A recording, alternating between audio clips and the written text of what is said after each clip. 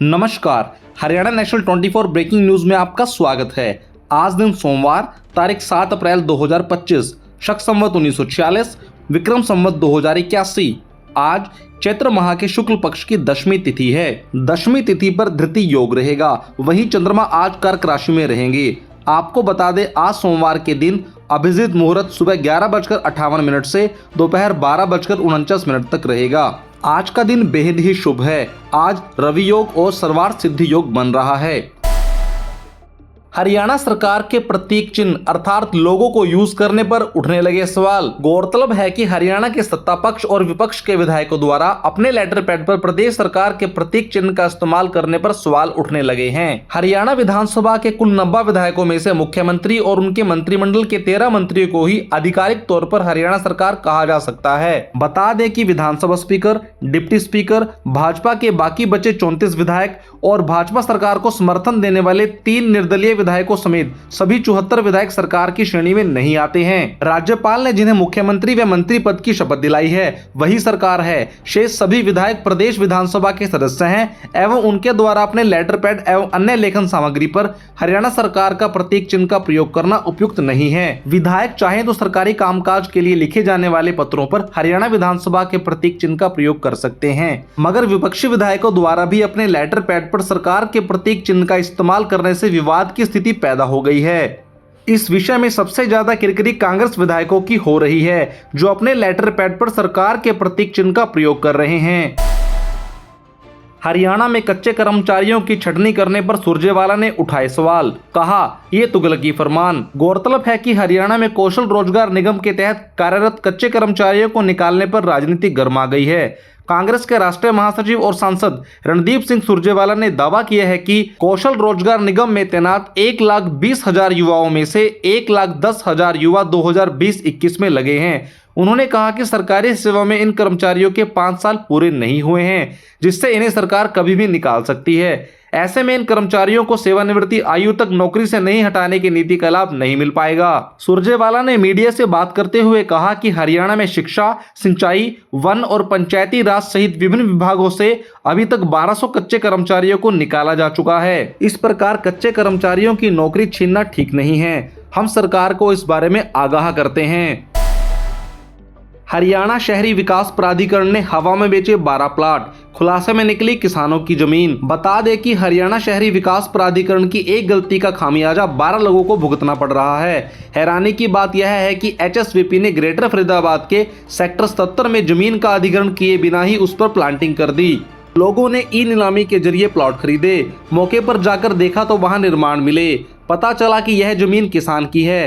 प्राधिकरण ने इसका अधिग्रहण ही नहीं किया था। दफ्तर में बैठकर कागजों में इस जमीन को अधिकृत दिखा दिया गया। अब अधिकारियों को अपनी गलती का एहसास हो गया है, लेकिन पीड़ितों को यहाँ की जगह कहीं और प्लाट नहीं दिए गए, जबकि 240 वर्ग गज के प्लाट के बदले प्रत्येक व्यक्ति से 1 करोड़ 12 लाख रुपए लिए गए। इतना पैसा देने के बाद भी प्लाट धारकों के हाथ खाली हैं। 3 साल बाद भी वे पैसे चुकाने के बाद अपना आशियाना बनाने के लिए तरस रहे हैं। वे मुख्यमंत्री से ग्रीवेंस कमेटी से संबंधित विभाग के अन्य अधिकारियों के चक्कर लगा रहे हैं, लेकिन समस्या का समाधान नहीं हुआ।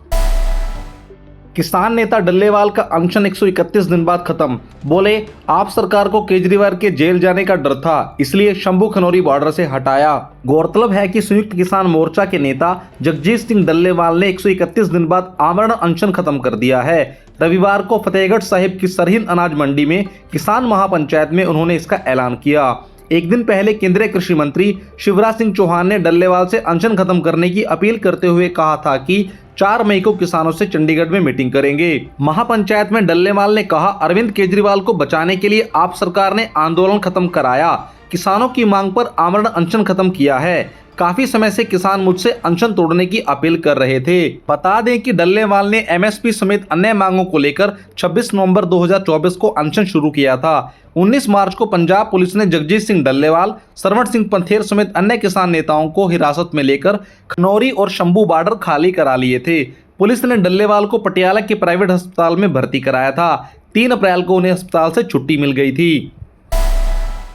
दिल्ली एनसीआर वाले सिर्फ 10 घंटे में पहुंचेंगे गुरुग्राम से वडोदरा, होने जा रहा ये काम। गौरतलब है कि राजस्थान के कोटा में सुरंग का निर्माण कार्य अंतिम चरण में पहुंच गया है। इसके पूरा होने पर गुरुग्राम से दिल्ली मुंबई एक्सप्रेस वे के जरिए वडोदरा तक का सफर 20 से 22 घंटे की बजाय 10 से 12 घंटे में पूरा हो जाएगा। कोटा में सुरंग के पहले और आगे का निर्माण पूरा हो चुका है। कोटा में सुरंग के निर्माण का कार्य काफी सावधानी से किया जा रहा है ताकि जंगली जानवरों को कोई परेशानी ना हो। मुकंदरा टाइगर रिजर्व कोटा में ही है। सुरंग का निर्माण इस तरह से किया जा रहा है कि जंगली जानवरों को पता भी नहीं चलेगा कि नीचे से कोई वाहन गुजर रहा है। बता दें कि देश की आर्थिक राजधानी मुंबई और राष्ट्रीय राजधानी दिल्ली के बीच कनेक्टिविटी को बेहतर बनाने के लिए दिल्ली मुंबई एक्सप्रेस वे का निर्माण कार्य किया जा रहा है। 8 लेन वाला यह express controlled greenfield express way 95,000 crore रुपए की लागत से बनेगा। 1380 किलोमीटर लंबे इस एक्सप्रेस वे के गुरुग्राम से दौसा तक का सेक्शन को आधिकारिक तौर पर खोला गया है।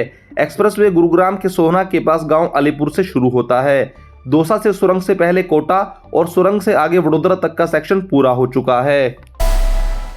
गर्मियां आते ही सब्जियों ने दिखाए तेवर। टमाटर पहुंचा 40 तो भिंडी 100 रुपए पार। गौरतलब है कि गर्मी का सबसे अधिक असर सब्जियों और फलों पर पड़ता है। इस बार भी ऐसा ही देखने को मिल रहा है। पिछले 2 दिनों से हरी सब्जियों के दामों में 30% तक की बढ़ोतरी हो चुकी है। अगले कुछ दिनों में और दाम बढ़ने की संभावना है। गर्मी के दिनों में हरी सब्जियां कम हो जाती हैं, जिसका असर आम जनों पर पड़ता है। इस समय प्याज के दाम कम हुए हैं। इसके अलावा सब्जियों के दाम लगातार बढ़ रहे हैं। टमाटर के दाम बढ़े हैं। पहले 20 रुपए प्रति किलो टमाटर बिक रहा था, अभी 30 रुपए रेट हो गया है। भिंडी सबसे महंगी सब्जी है जो 100 रुपए प्रति किलो बिक रही है।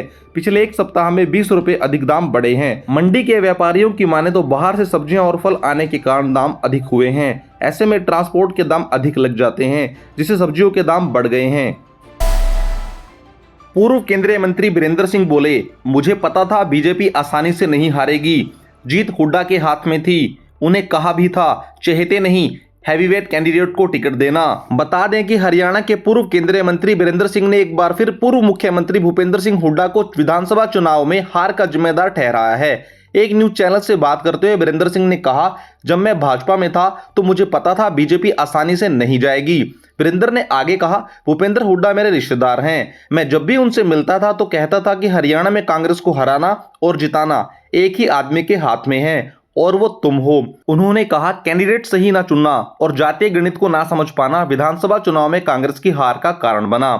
अगर हुड्डा अपने कैंडिडेट के बजाय हैवीवेट कैंडिडेट को टिकट दिलवाते तो चुनाव परिणाम कुछ और होते। लोगों में भाजपा के प्रति नाराजगी थी। कांग्रेस के अलावा दूसरी कोई बड़ी पार्टी नहीं होने का कारण कांग्रेस को फायदा मिलता। कांग्रेस इसका सही प्रयोग नहीं कर पाई और जीती हुई बाजी हार गई। विधानसभा चुनाव में कांग्रेस की हार के उन्होंने 4 मुख्य कारण गिनाए। 10 से 12 साल से संगठन है ही नहीं, नेता बागी हो गए। हुड्डा के अलावा कोई लीडर ही नहीं था। जाट हरियाणा में बटे हुए थे और हैवीवेट कैंडिडेट के बजाय चेहतों को टिकट देना कांग्रेस की हार का मुख्य कारण बना। एसबीआई की स्पेशल डिपॉजिट स्कीम अमृत कलश बंद। इसमें 7.60% तक का सालाना ब्याज मिल रहा था। अमृत वृष्टि में अभी भी निवेश का मौका। बता दें कि स्टेट बैंक ऑफ इंडिया की स्पेशल फिक्स डिपॉजिट स्कीम अमृत कलश 1 अप्रैल 2025 से बंद हो गई है। इस स्कीम में सीनियर सिटीजन को एफडी पर 7.60% और अन्य को 7.10% सालाना ब्याज मिल रहा था। इस स्पेशल फिक्स डिपॉजिट स्कीम में 400 दिन के लिए निवेश करना होता था। हालांकि एसबीआई की अमृत वृष्टि के नाम से दूसरी डिपॉजिट स्कीम अभी भी है। इस स्कीम के अंतर्गत 444 दिनों के लिए एफडी कराने पर 7.25% सालाना ब्याज दिया जा रहा है। वहीं सीनियर सिटीजन को सालाना 7.75% के हिसाब से ब्याज मिल रहा है। भारतीय बाजार में सोने और चांदी के रेट। रविवार को सराफा बाजार में सोने के दाम में 980 रुपए प्रति 10 ग्राम की गिरावट आई, जिससे 22 कैरेट सोने की कीमत 83,310 प्रति 10 ग्राम हो गई। 24 कैरेट सोना 90,660 रुपए प्रति 10 ग्राम और 18 ग्राम सोने का रेट 67,990 प्रति 10 ग्राम तक पहुंच गया। उधर चांदी के रेट में भी गिरावट आई। चांदी के दाम 5,000 प्रति किलोग्राम गिरकर 94,000 प्रति किलोग्राम हो गए। हरियाणा में अप्रैल के महीने में मई जैसी गर्मी। 16 जिलों में गर्मी का अलर्ट। पहली बार तापमान 40 डिग्री के पार पहुंचा। 9 तारीख को बदलेगा मौसम। गौरतलब है कि हरियाणा में अप्रैल महीने में ही मई जैसी गर्मी देखने को मिल रही है। प्रदेश में पारा सामान्य से 4 डिग्री अधिक हो चुका है। प्रदेश के 2 शहरों रोहतक और नारनौल में पारा 40 डिग्री से अधिक पहुंच चुका है। मौसम विभाग के अनुसार 7 से 9 अप्रैल तक सभी जिलों में तापमान 40 डिग्री पार कर जाएगा। अगर सामान्य से 5 डिग्री तापमान बढ़ा तो फिर हीट वेव यानी लू चलने लगेगी। बता दें कि हिसार, भिवानी, रोहतक, चरखी दादरी, महेंद्रगढ़, रेवाड़ी, झज्जर, गुरुग्राम, फरीदाबाद, पलवल, नूह, सिरसा, फतेहाबाद, जींद, पानीपत और सोनीपत में ज्यादा गर्मी देखने को मिलेगी। खबरों में आज बस इतना ही। आप देख रहे हैं हरियाणा का बेहतरीन news channel Haryana national 24 breaking news. बने रहें हमारे साथ, लाइक करें, सब्सक्राइब करें, शेयर करें। धन्यवाद।